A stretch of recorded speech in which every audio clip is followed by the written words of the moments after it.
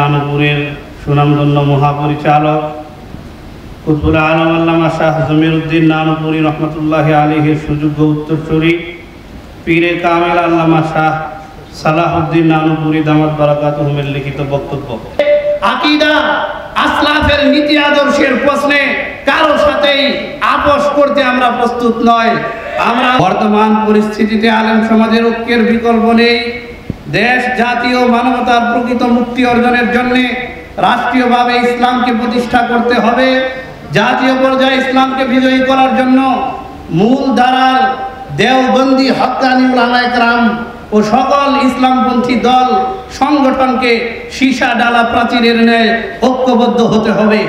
আমি দৃঢ়ভাবে আশা করি এ ব্যাপারে আকাবিরে দেওবন্দের সর্বপ্রাচীন সংগঠন জমিয়তে উলামায়ে ইসলাম বাংলাদেশ অগ্রণী ভূমিকা পালন করবে। হযরতে উলামায়ে কেরাম উম্মার কল্যাণের জন্য আমাদের ব্যক্তি, দল ও প্রতিষ্ঠানগত স্বার্থ পদদলিত করে ত্যাগের মানসিকতা গড়ে তুলতে হবে। আমরা যদি আলেমরা ঐক্যবদ্ধ হতে পারি তবে জাতি আমাদের পিছনে কাতারবদ্ধ হতে প্রস্তুত।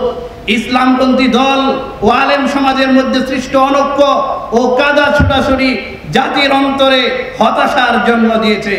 বাংলাদেশের ইসলামপন্থী সকল দল ও সম্মানিত উলামায়ে কেরামের প্রতি আমাদের বিনীত আবেদন থাকবে, আমরা যেন ঐক্য বিনষ্টকারী সকল আচরণ ও পদক্ষেপ থেকে বিরত থাকি। তবে আকীদা আসলাফের নীতি আদর্শের প্রশ্নে কারো সাথেই আপোষ করতে আমরা প্রস্তুত নয়। আমরা অন্তর্বর্তী সরকারকে স্মরণ করিয়ে দিতে চাই, মুসলমানদের এই স্বাধীন রাষ্ট্রে পশ্চিমা সাম্রাজ্যবাদীদের প্ররোচনায় ইসলাম বিরোধী কোন পদক্ষেপ বাস্তবায়নের চেষ্টা করা হলে তা কখনোই কল্যাণকর হবে না। সব ধরনের সংস্কার কমিশন ও জাতীয় গুরুত্বপূর্ণ সিদ্ধান্তের ক্ষেত্রে উলামায়ে কেরামের অভিমত গ্রহণের কার্যকর সুযোগ সৃষ্টি করে দিতে হবে। ইসলাম ও মুসলমানদের স্বার্থ উপেক্ষা করে কোন সিদ্ধান্ত গ্রহণ করা হলে তা জাতি মেনে নেবে না। আমরা গুম, খুন, ভয় ও প্রতিহিংসা মুক্ত একটি নিরাপদ বাংলাদেশ দেখতে চাই। আগামীর বাংলাদেশ হবে ইসলামের বাংলাদেশ। আমি প্রথমেই মহান আল্লাহর দরবারে শুকরিয়া আদায় করছি। শাপলা ট্র্যাজেডি, মোদি বিরোধী আন্দোলন ও জুলাই আগস্টে শাহাদাত বরণকারী শহীদদের মাগফিরাত কামনা করছি। সম্মানিত উলামায়ে কেরাম, বাংলাদেশ স্বাধীন হওয়ার পর থেকে গত 53 বছর ধরে দেশে উলামায়ে কেরাম সর্বাধিক বৈষম্যের শিকার হয়ে আসছে।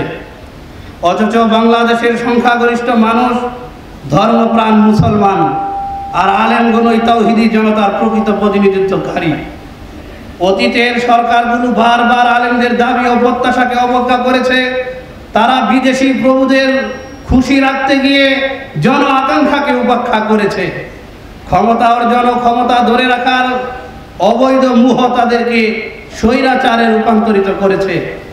ছাত্র জনতার গণ অভ্যুত্থানের মাধ্যমে স্বৈরাচার পালিয়ে গেলেও আমাদের দেশ সার্বভৌমত্ব ও ইসলামের বিরুদ্ধে পশ্চিমা সাম্রাজ্যবাদী শক্তি ও উগ্র হিন্দুত্ববাদী ষড়যন্ত্র থেমে যায়নি। ইসলামপন্থীদের অগ্রযাত্রাকে রুখে দিতে তারা এখনো ভয়াবহ ষড়যন্ত্রের জাল বিস্তার করে যাচ্ছে। এ ব্যাপারে উলামায়ে কেরামকে সর্বোচ্চ সতর্কতা অবলম্বন করতে হবে। বাকরি আল্লাহ তাআলা আমাদেরকে সমৃদ্ধ বাংলাদেশ বিনির্মাণের তৌফিক দান করুন। পরিশেষে উপস্থিত উলামায়ে কেরামকে ধন্যবাদ জানিয়ে আমার বক্তব্য শেষ করছি। নাসরুম মিনাল্লাহ ওয়া ফাতহুন করিব।